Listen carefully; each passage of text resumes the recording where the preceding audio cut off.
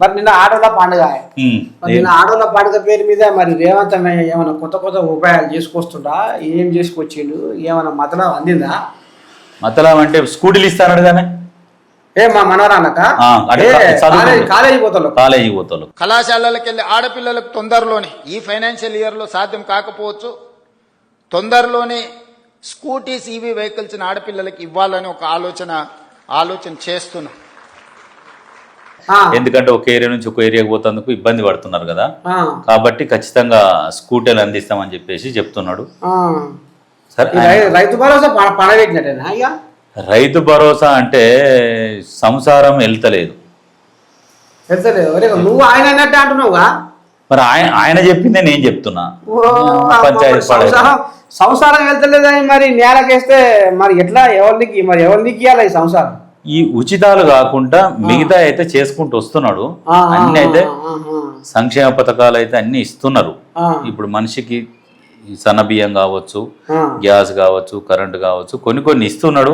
ఈ మిత్తి లేకుంటే మాత్రం ఈ పథకంతో పాటు కూడా ఇంకా 2-3 పథకాలు ఇచ్చేటోని అని అంటాడు.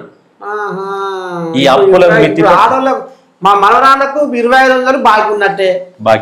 తులం బంగారం అది ఇంతవరకు అది ఏది లేదు, ఎక్కడ లేదు, అది పండుకుంది.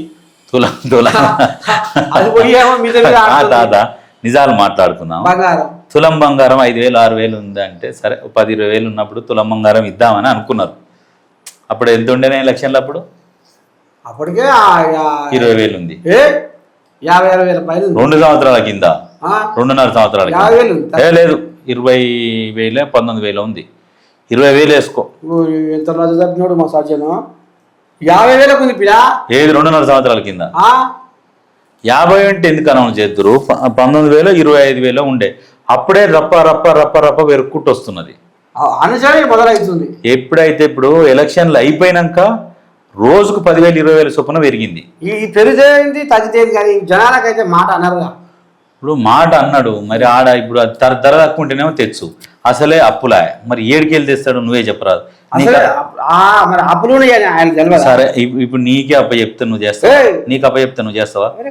అప్పు ఉందని ఆయన తెలియదా మొదట? మరి అప్పు ఉందని తెలియకనే కదా ఇంతగానం అప్పు ఉంది, ఇంత మిత్తి కానీ తెలియదు కదా.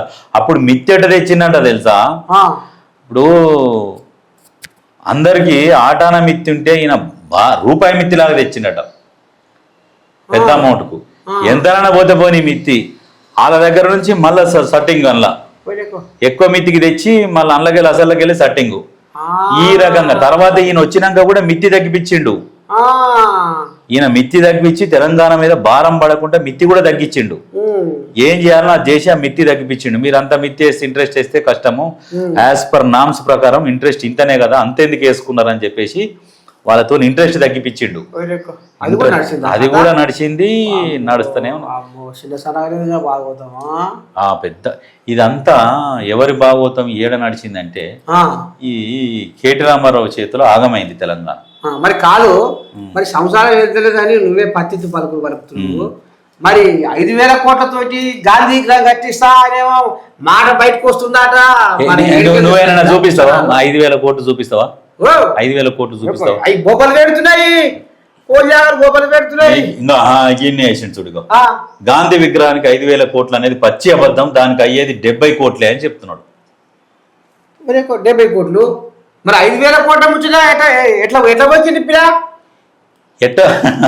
అదే అది అది అది తెలివి, రాజకీయ తెలివి. అది రాజకీయంగా ఎట్లుంటది అంటే తాత ప్రచారం చేయాలి. మా తాతకి 2 అవ్వలు ఉండే, 3 అవ్వలు ఉన్నారు, ముసలుడు ఎప్పుడు ఈడ ఉండనే ఉండడని ఉత్తైన బటగాలు చేస్తావు. అందరు ఏమనుకుంటారు అంటే నిజమే ఉండొచ్చు, ముసలుడు కూడా గట్టిగా ఎగురుతున్న అటు ఇటు 3 4 ఉండొచ్చు అని అనుకుంటారు. ఇప్పుడు 2 రోజులు నువ్వు బాయికాడ మోటార్ కాలిపోయిందని ఓనాడు పోయినావు, ఇప్పుడు వరి కోతకు మళ్ళా పోతావు. నేను ఉత్తగానే ఈడ కూర్చుంటా. ఇప్పుడు వీళ్ళకి అన్ని తెలియదు కదా. ముసలోని కష్టం అందరికి తెలుసు, అన్ని తెలిస్తే తెలియదు. నేను ఉత్తగానే బట్టగాలు చేస్తా, జనాలు అదే అనుకుంటారు. నిజం నిప్పులాంటి ఎన్నో రోజులు బయటపడుతుంది.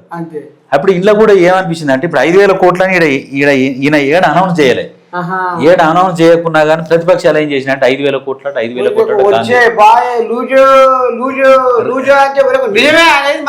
గుసగుస నడుస్తుంది. గుసగుస రేవంత్ రెడ్డి నోట్లకి వెళ్ళి ఎన్నడన్నా రాలే 5,000 కోట్లు అని. ఏమంటున్నాకుంటున్నా ఊళ్ళో జనాలు ఆ, ఏది కావచ్చు ఎలాక ఈ రేవంతమయ్య మనకు పింఛన్ పైసలు ఇస్తుంది వెనక ముందు ఇస్తుర్రు.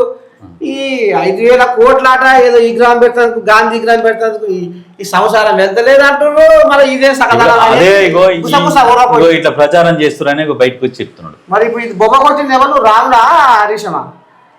రాముల హరీశం ఇద్దరు బాబమ్మడు భుజాల మీద చేతులు వేసుకొని వాళ్ళు ఇద్దరే చేసిరు. అట్టనా చేసిరు కానీ ఇప్పుడు మరి ఇప్పుడు జనాలు ఏమనుకోవాలి వాళ్ళిద్దరిని? నువ్వు అన్నది నాకు ఒకటి గుర్తుకొచ్చింది. ఇప్పుడు అన్నావు చూసినావు ఏంటంటే ఈ ముసలోళ్ళ పింఛన్లే ఇస్తలేడు ఈ విగ్రహానికి 5,000 కోట్లు అని అనగానే నాకు గట్టిగా ఊళ్ళకెళ్ళి చిన్న ఇన్ఫర్మేషన్ వచ్చింది. ఏంటది? ఈ పింఛన్లు కూడా నట 1,000 రూపాయలు ఇస్తున్నారు అనేది వచ్చింది. అమ్మో 1,000 ఇస్తలేరని. నేను ఫోన్ చేసిన ఏంది పింఛన్లు ఏంది అంటే పోస్ట్ ఆఫీస్ నుంచే వస్తాయి కదా పింఛన్లలో 1,000 రూపాయలు కత్తిరించి 1,000 ఇస్తున్నట్ట. ఎందుకంటే 1,000 అంటే సంసారం వెళ్తలేదు అని చెప్తున్నట్టు వాళ్ళు. పెన్షన్లు వాళ్ళ పర్మిషన్ లేకుండా మీరు 1,000 రూపాయలు డిపాజిట్ చేస్తే వాళ్ళకి ఇబ్బంది కదా. వాళ్ళకు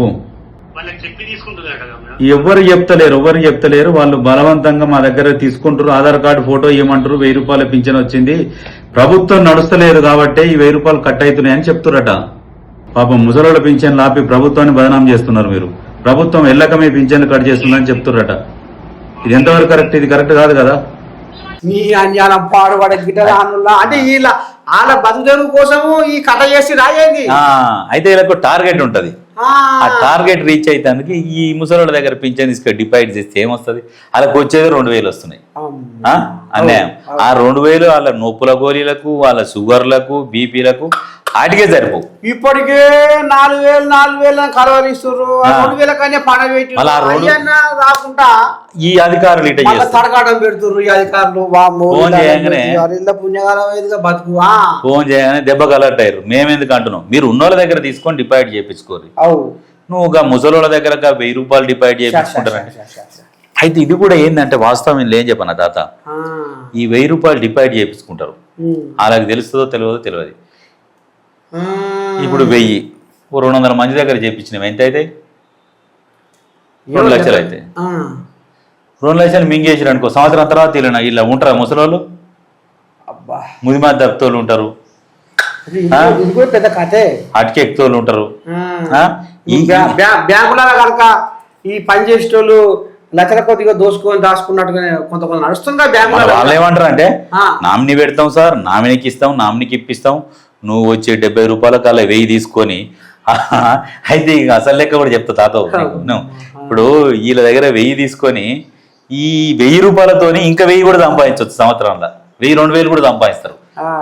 ఇది తీసుకపోతారు, వేరే దగ్గర పెట్టుబడి పెడతారు. షేర్ మార్కెట్లలో గోల్డ్ మీద ఇన్వెస్ట్ చేస్తారు. ఇన్వెస్ట్ చేస్తే పెరిగింది అనుకో, పైసలు వస్తే రోజు మార్కెట్ పెంచుకుంటారు. వీళ్ళకి 70 రూపాయలు ఇస్తారు, వాళ్ళు ఇంకా 930 రూపాయలు వాళ్ళు ఉంచుకుంటారు, సంపాదిస్తారు వీళ్ళ మీద. అట్లా కూడా ఉంటది.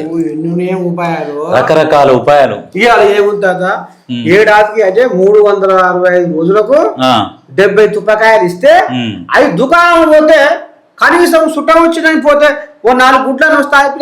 4 గుడ్లు కాదు, అలా మందు గోళీలు ఒక రోజు గోళీలు వస్తాయా? రోజు వేసుకున్న గోళీలు. అదే కిలో కూర వస్తుందా?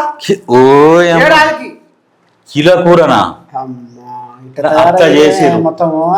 అట్లా చేసి ఇట్లా తీసుకొని వస్తే ఇప్పుడు ఇక్కడ రేవంత్ రెడ్డి కూడా ఏమంటుండంటే అధికారులు ఎవరన్నా ఇటువంటి వాటికి ఈయనక ప్రభుత్వం మీద అబద్ధ ప్రచారం చేస్తే సస్పెండ్ చేస్తామని చెప్పిండు. వాళ్ళ కంప్లైంట్ వాళ్ళది కూడా పంపించినాము, చేస్తారు, వాళ్ళ చర్యలు తీసుకుంటారు.